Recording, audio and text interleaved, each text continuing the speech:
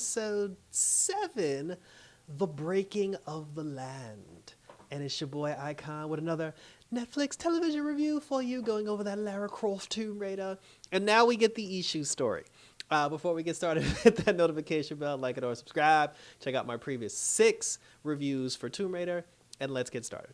So, after licking our wounds for being defeated on the island of Cuba, we say goodbye to Babalu, and he gets his hero's farewell. The people came out to greet him, and then that's when Issa was just like, he's like, what is the point? We have lost. He was like, why must we keep fighting? And then Laura said to Sam, she was just like, I don't know what it is, but she's like, I feel like Issa is the key to saving the world. And then she was, and then Issa was just like, why do you believe this nonsense? And then he was like, what is the point of fighting? And then the sun rose, and then when the sun rose, his nephew came and cried in his arms, and he was like, damn it, this is the reason we press on. So then Laura asked him, she was like, where's your mask? Because she said, I still feel like you're the key to saving everyone. And then he said, his mask is in the Lost City. So we traveled to the Lost City, to where Issa comes from, the tribe in which he was the king, the god of.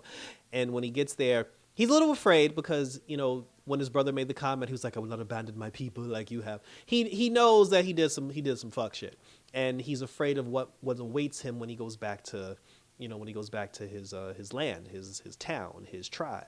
When he gets there, the people show up, and then he starts having flashbacks of the horrors that took place. But surprisingly, the people welcomed him with open arms, and they welcomed him back, and they threw a party in his honor. He was very upset. He didn't understand why.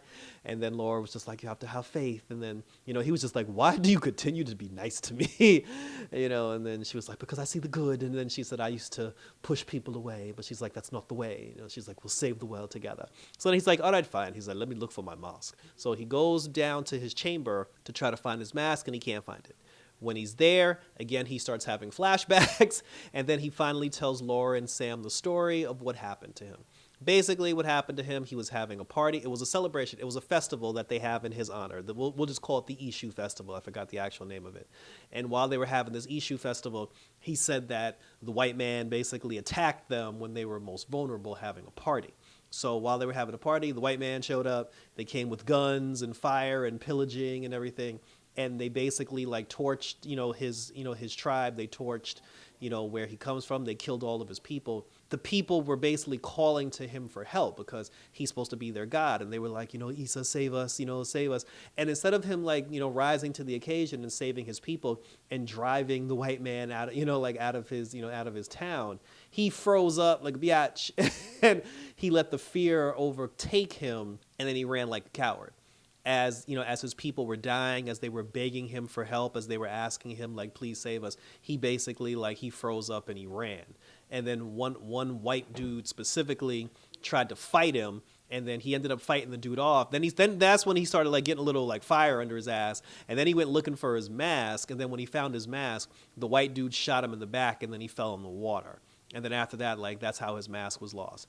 Sam was like, I'm so sorry, what happened? And he was like, do not say those words to me before I don't deserve them. So then Laura, she basically looks around the crime scene, and then she's like, I think I know where your mosque is. And then they ended up, I forgot, it was somewhere she said it was Moroccan mixed with Britain and everything. So they go to some other place because she knows a guy who's a collector. He's a British dude, but he's also a collector. Or maybe he was Cuban. Or maybe he was mixed, who knows? But, she goes to this guy, and when they were on their way to this guy, Laura ends up buying the red lens sunglasses, which is kind of cool.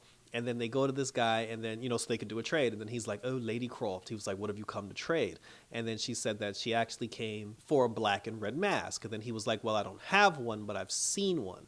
And while they're talking, Ishu is basically walking around this guy's house. And this guy has a chamber that's full of artifacts, clothing, furniture, tables, basically places from his tribe that was stolen after they attacked it, which got him completely enraged. And then he started tearing the place apart, and he was like, none of this belongs to you. And then, I guess the guy kicked him and Laura and them out. He kicked him out. But then Laura kind of got the information she was kind of looking for, because she was like, if he doesn't have it, she said she thinks she knows who traded for it and who could have got their hands on it. So they're walking around town. Issa's basically walking around tattooed like he feeling some kind of way. And while he's feeling some kind of way, he sees the symbol of his family on a wall. As he continues to follow the symbol, he meets a child. The child notices that Issa has a bracelet on his wrist, and she gives him the other bracelet because they're supposed to be a matching set. He takes off both bracelets, gives it to the girl. Then he meets the girl's father, and then he notices that their people are basically worshiping him. Like, him as a god. They're worshiping like the god Issa, the god of mischief. He said, even my daughter, like Issa is her favorite, god. And then he was like, why do you continue to follow somebody and worship somebody who basically abandoned you and and left you all for dead and abandoned his people? And then the guy was like, if I was judged on all the mistakes that I made, throughout history, I would have never been married and had children, which is facts. And then that's when Issa started coming around a little bit. And then when the guy brought him to where the worshipers were, they were doing the same festival, the Isha festival that he was doing right before they got attacked by the settlers. And then once he saw the festival and saw that people actually believed in him and saw that his name wasn't complete shit, he started feeling a little better. He started feeling the power because the guy even said, he was like, like the god Isha teaches us that no matter what mischief we get into, no matter what trouble we get into, life is all about having fun, forgiveness, and, partying and everything. And then he started feeling better. He started dancing. And then while he was dancing and his spirit was rejuvenated, Laura and Sam show up and they found his mask and they gave him his mask back. I don't know what his mask is about to do, but apparently it's going to be some shit because that was how the episode ended, and thank you for tuning in.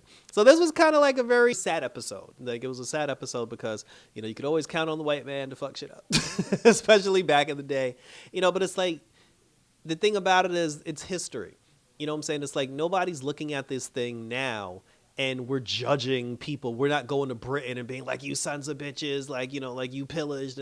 Because the people that live there now weren't the people back then. So, but at the same time, let's not act like this history didn't exist either. And I'm glad that they showcase it and they're putting it on the forefront, like they're putting it for everybody to see.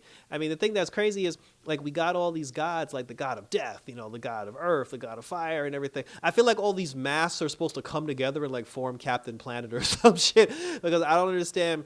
Like, because the thing is, they keep saying, like, oh, he can stop us, but this girl got 3 masks. Like, how's his mask like go save the world? But it's pretty interesting. And then he's like, and then like he's like very unreliable, so he's not like the greatest person of all time. But apparently that's how it is. It's like the people that are supposed to save the world aren't, and the complete fuck ups are the ones that eventually end up saving us all. Like, go figure. But yeah, we'll see what happens in the final episode for Tomb Raider.